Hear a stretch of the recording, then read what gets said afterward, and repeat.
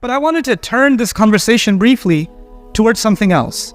I wanted to turn it towards a new science that took hold of the world in the last 100 to 150 years, and that's the science of psychology. Before psychology, when a human being experienced difficulty emotionally, or they wanted to overcome their sadness and their grief, they would turn towards religion, or they would turn towards philosophy, because philosophy asked the question, what is pain?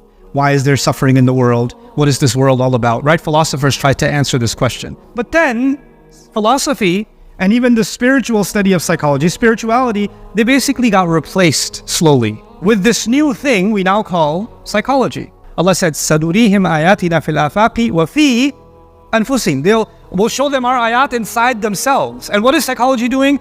It's an exploration of the self. That's what it is. But it fundamentally removes God from the equation. Like I said, science without purpose can give you chemical weapons, can give you addictive drugs. Psychology with the removal of purpose, removal of Allah from the equation, what does it give you? Something has to be there that is the ultimate truth. What's even crazier is not just in the academic psychology, because of social media, something else happened before I get to my observations.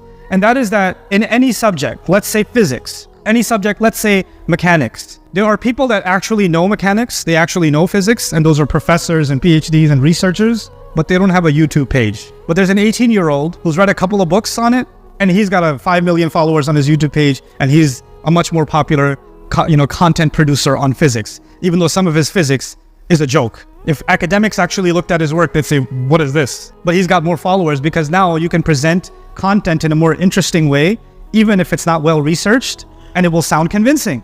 So what happened with the world of psychology? There is PhDs and research and analysis and books, and then there are people who come up with their own content, and they'll come up and say, let me tell you what a narcissist is.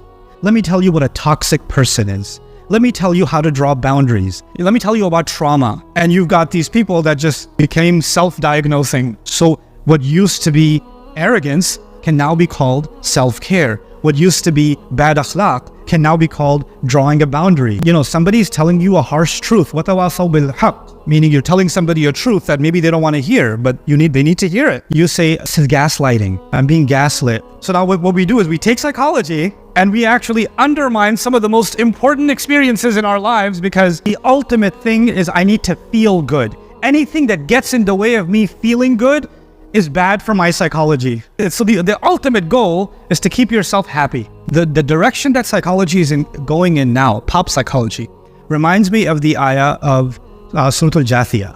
أَرَأَيْتَ مَنِ اتَّخَذَ إِلَهَهُ هَوَاهُ وَأَضَلَّهُ اللَّهُ عَلَى عِلْمٍ.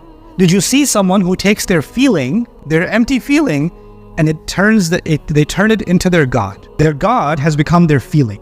And Allah allows this person to be misguided even though they have knowledge. Ala ilm. They can be a PhD, they can be a doctor, they can be a professional, but they are being led by their emotions. This kind of a person, Allah will put a ceiling on their hearing. You know what that means? That means it doesn't matter if you try to reason with them, you cannot reason with people who live by emotions. Many of you have experienced this. When people are living by their emotions, if you're trying to be logical, it's like talking to a wall.